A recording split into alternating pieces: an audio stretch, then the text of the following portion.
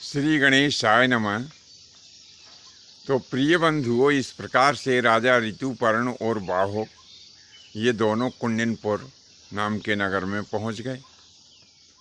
राजा ऋतुपर्ण को आया हुआ जानकर महाराज दमघोष ने उनका बड़ा ही आत्मिक स्वागत किया और उनके ठहरने के लिए बड़ी ही सुंदर व्यवस्था की।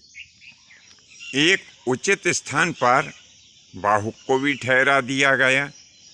तो जहाँ पर बाहुक को ठहराया था वहाँ पर रानी दमयंती ने क्या किया कि अपनी एक दासी थी जिसका नाम था केशनी, तो उस केशनी के साथ में अपनी दोनों संतानें जिनका नाम इंद्रसेना और इंद्रसेन था, इन दोनों को केशनी के साथ में बाहुक के पास में भेजा।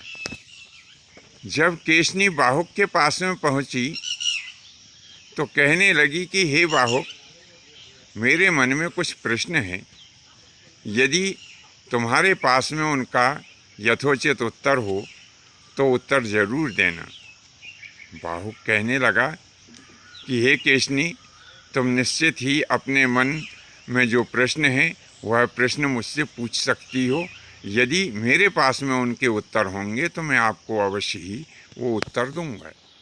केशनी कहने लगी कि हे बाहुक सुनो, एक बड़ा ही निर्दयी राजा है जिसने जंगल में सोती हुई अपनी पत्नी को छोड़कर ना जाने कहाँ चला गया। बताओ बाहुक, क्या उस राजा को ऐसा करना शोभा देता है? यदि मेरे इस प्रश्न का जवाब तुम्हारे पास में हो तो बिल्कुल भी संकोच मत करना, जवाब जरूर देना। केशनी के ऐसा कहते ही बाहुक रो पड़ा और कहने लगा कि सुनो केशनी, ये जो दोनों पुत्र और पुत्रियां मेरे सामने खड़े हैं, मेरे भी ऐसे ही सुंदर दो पुत्र और पुत्रियां हैं, लेकिन देवयोग से मैं अपनी संतानों से बिछड़ गया हूँ। अब तुम उस राजा के विषय में सुनो जिस राजा के ऊपर तुम दोषारोपण कर रही हो कि वह राजा बड़ा निर्दयी था। तो सुनो, वह राजा और रानी जब दोनों वन में मारे मारे फिर रहे थे तो एक स्थान पर थके होने के कारण राजा और रानी लेट गए। राजा को चिंता के कारण नींद नहीं आ रही थी, परंतु रानी थी तो सो गई। उस समय राजा के ग्रह प्रतिकूल चल रहे थे और रानी राजा के साथ में ही रहती थी, इसीलिए संग दोष के कारण रानी भी दुखित रहती थी। राजा ने विचार किया कि यह संग दोष के कारण मेरी प्राण प्रिया पत्नी भी दुखी हो रही है, इसीलिए इसका जो है संग मुझे छोड़ देना चाहिए ताकि मेरे जो बुरे ग्रह हैं वो इसके ऊपर कोई प्रभाव ना डाल सकें।